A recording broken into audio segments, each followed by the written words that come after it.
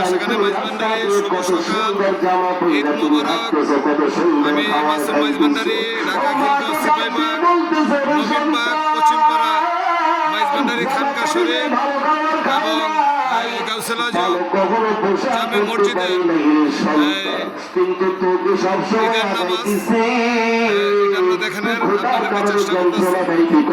আপনারা লাইনে থাকেন। রাস্তায় প্রচুর লোকজন, মসজিদের ভিতরে খানকা শরীফ আমরা দেখানোর চেষ্টা করবো। যেহেতু এটা পশ্চিম মেরাদিয়া সাবেদ আলীবাগ, আমরা দেখানোর চেষ্টা করবো। আমার আব্বার নাম জমিদার সাবেদ আলী। এই রোডটা আজকে যাদের মা আছে বাসায় গিয়ে অনেকে মার সাথে রাগ করে অনেকদিন যাবত কথা বলে না, টিভির কারণে আসে না। আর করে বলেন ও ভাই, তোমার বিবি কোত্থেকে আসে? মা খবর যদি 30 বছর 40 বছর যদি দেয় না, এরপরে মা খবর নেই। ওর ভাই আমার সন্তানকে তোমরা দেখছো। প্রিয় দর্শক, আমরা মসজিদের ভিতরটা দেখানোর চেষ্টা করব। যেহেতু প্রচুর লোকজন, যেহেতু সকালবেলা ঈদের জামাত, আমরা ভিতরে দেখানোর চেষ্টা করতেছি। আমার সন্তান আমাকে কিছু দেওয়ার প্রয়োজন নাই। আমার সন্তান যখন ভালো আছে শুনলাম, সাথে সাথে আমি মার অন্তর বড় ঠান্ডা হয়ে গেছে। কথা ঠিক না ঠিক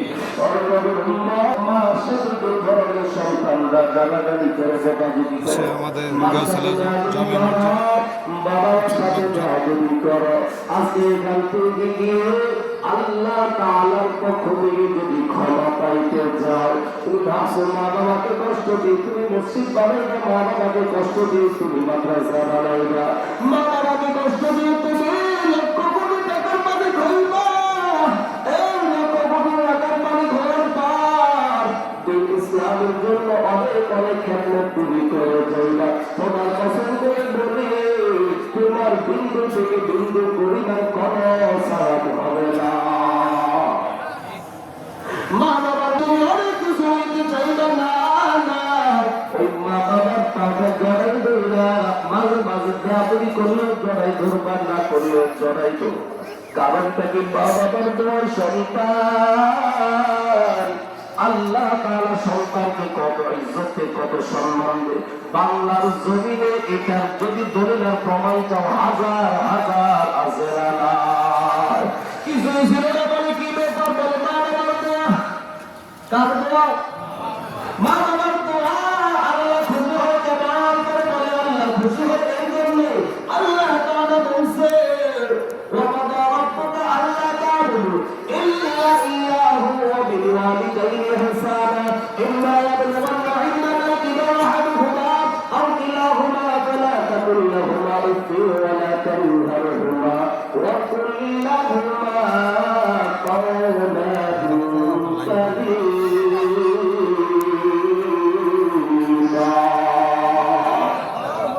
আল্লাহ রাব্বুল আলামিন বলেন আল্লাহ বলেন ইল্লাল্লাহ কোরআন করার মা বাবার খেদমত কর। মা বাবার খেদমত কেমন করে করবে? অনেক আগে বলেছিলাম ছোট থাকতে, ও বাবা দেখা যায় পাখিটা কেমন পাখি করতে গিয়ে আসলে বাবা পাখিটার নাম কি?